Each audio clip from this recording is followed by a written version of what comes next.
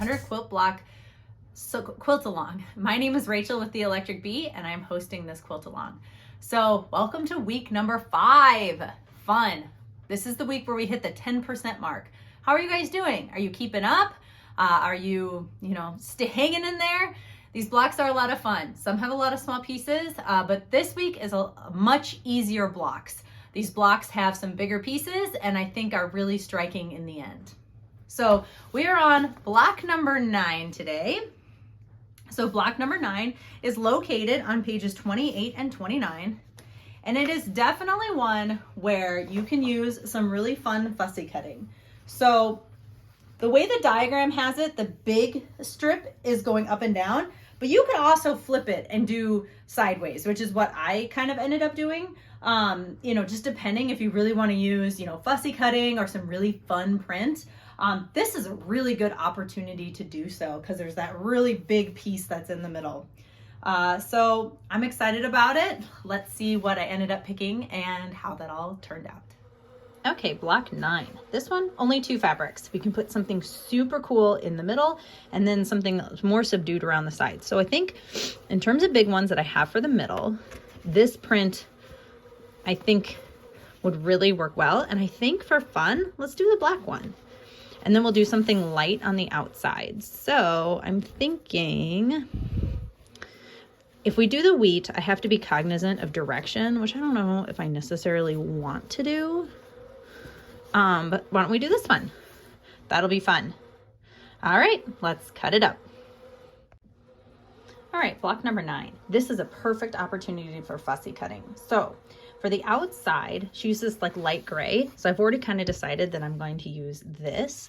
And then for the inside, I thought it might be fun if I could fussy cut maybe one of the sewing machines just for fun. So what I'm going to do is I am going to get out one of my rulers. But yeah, it's too small. Well,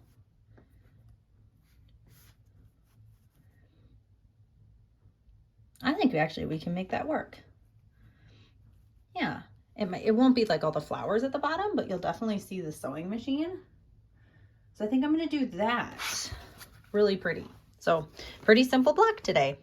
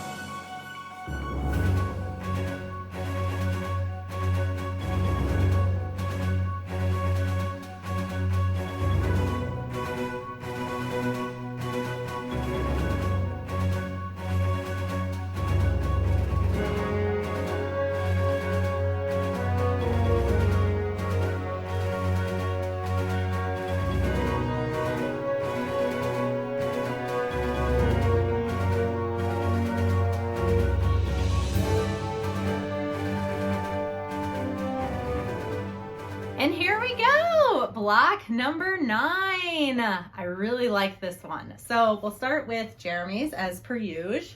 So again, the way the book has it is it goes this way with the long piece going up and down. But as I said, you can turn it depending on how your fabric is. It really doesn't matter. So Jeremy's, I kind of really didn't fussy cut all that much. So, you know, depending on how, you know, directionally you want it, this could go either way. But I think it turned out really fun. I hadn't used this fabric before. So to see it, you know, have a really big space for it, I think looks really nice. And I really like it.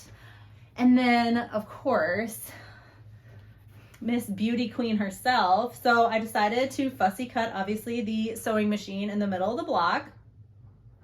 And then, as I said, so this was like a good example of how I wanted to go horizontal so I could fit the sewing machine. But I think it turned out so pretty. Of course, I'm biased because I have a matching sewing machine myself, but I just think it turned out so pretty. I really like this block because it's simple, but you can make a lot of really big impact depending on what your fabric choice is. The one thing is these pieces on the end, these 4 pieces on the end, I miscut them the first time because the just pay attention to the book in terms of the size. It's not just your standard like 1.5, 2.5, whatever. These are kind of a different size. So make sure you're paying attention to that as you're cutting things out. Because I think, especially on Jeremy's, but I think Jeremy's is the one that I messed up. I had to recut these because I cut them the wrong size. So yeah, here we go. So make sure you're following me on Instagram or here on YouTube at The Electric Bee. Post pictures of your blocks. Let me see them so that we can all encourage each other. Use the hashtag TP100block2025, and I will see you for the next block. Bye.